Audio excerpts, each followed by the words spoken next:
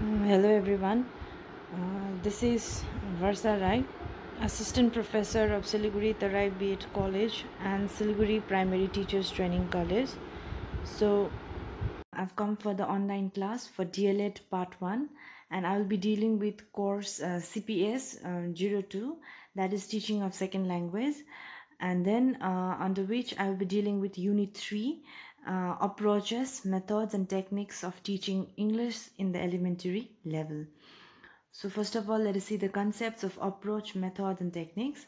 Basically, these three, approach, method and techniques, they are related to each other, and they also represent three levels of analysis and teachers' decision making for teaching and learning English in the classroom. So in order to teach English language in the classroom, these three approaches, methods and techniques, they are related to each other. We can say that all these three approach, method and techniques are very, very important. So let us see one by one.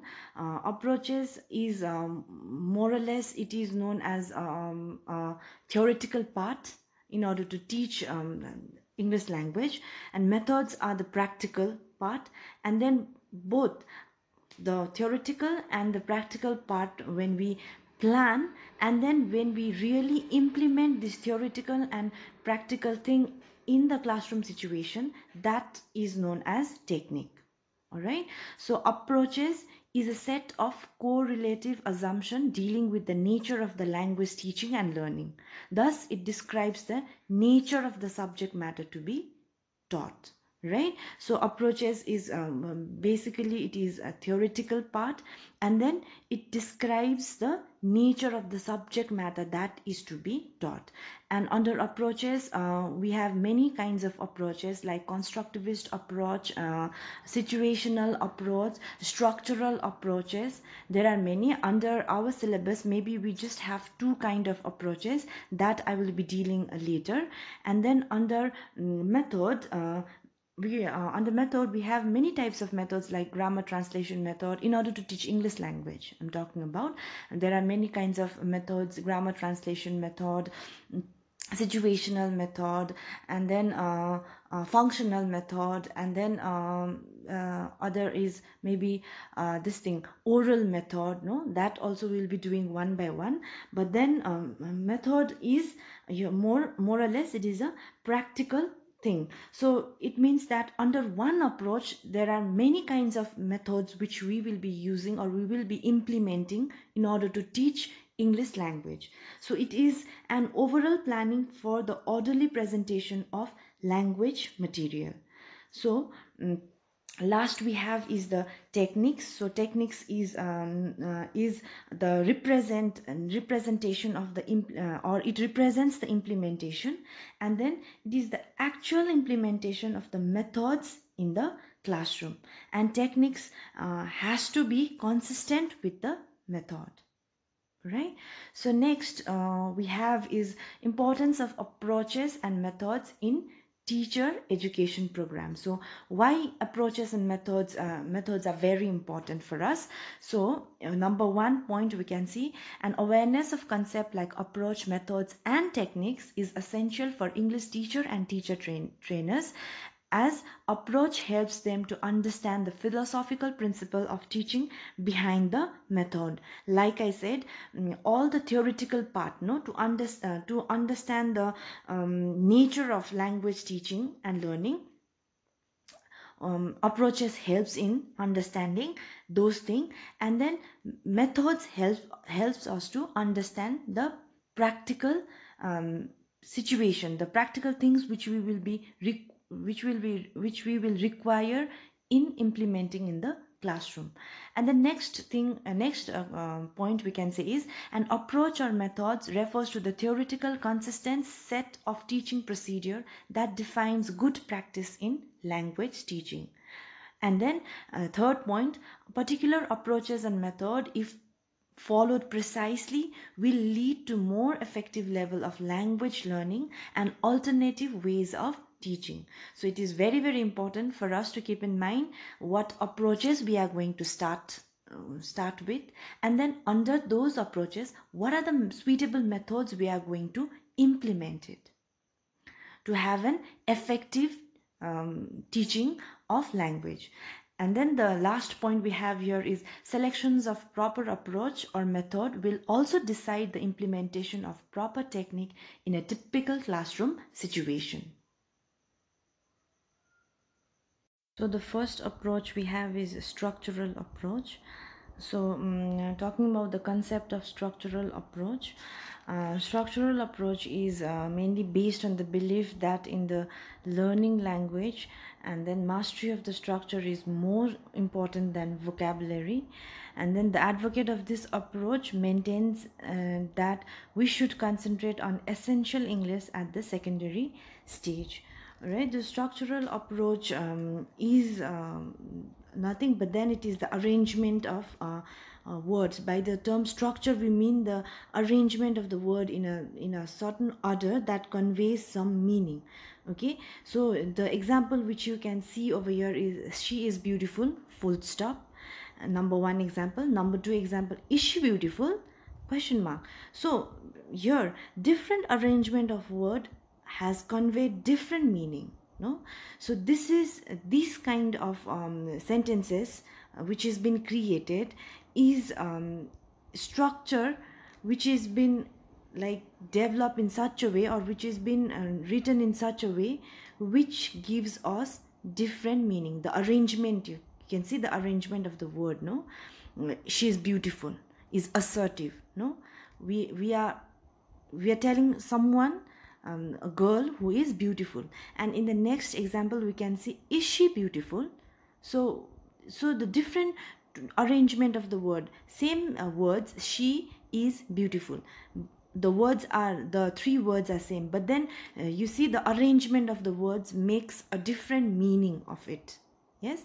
And then structural approach is popularly known as structural oral situation approach also, because it works under the principle of oral teaching. So in this approach, what happens, it emphasizes more on oral teaching. That's why it is known as structural oral situation approach also. So if in exam, if it comes what is structural approach or structural oral situation approach, then it is the same thing. All right, so the main objectives of structural approaches to teach English, in teaching English language, is to teach the four basic skills of the language through structure, that is reading, listening, speaking and writing skills. Yes, four skills. And then also to achieve the accuracy in both pronunciation and in grammar. So the next thing we can see here is the role of the teacher. So what is the main role of the teacher in structural approach is the teacher's role is central and active, and then the teacher targets more on modal language, and then the teacher controls and directs the pace of learning. All right, and then the teacher also monitors and corrects the learner's performance. The structural approach. Next we have the situational language teaching approach. So in language teaching, situation means context. By context we mean the use of language item in sentence or in paragraph. And then this approach also suggests that any language item, whether it is structure or a word, it should not be presented in isolation. It has to be introduced and practiced in a context or a situation. So whenever we are teaching our student, or whenever we are learning English language, then it has to be I mean a certain situation has to be created so that we can teach them language. Right, we also have to, we being a teacher, we also have to choose language item for our student which is appropriate for their level.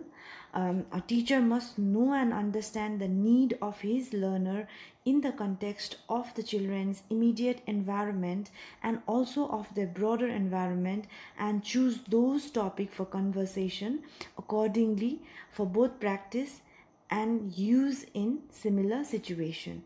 So keeping these in mind, we can choose a topic for conversation, like for the elementary level, for the primary level student, like greeting people, introducing oneself, no, asking information about others. So this way we can create a situation so that they can speak, or they can make use of the language.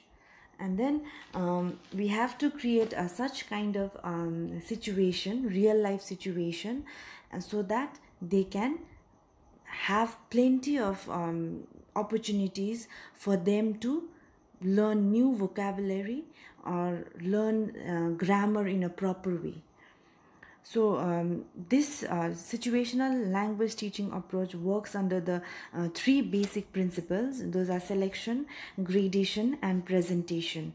Number one, on the selection, this is the procedures by which lexicals and grammatical content are chosen. So the appropriate vocabulary or words are being chosen, and then the structure of proper grammar are also chosen. Now gradation, the principle by which the organization and sequencing of contents are determined.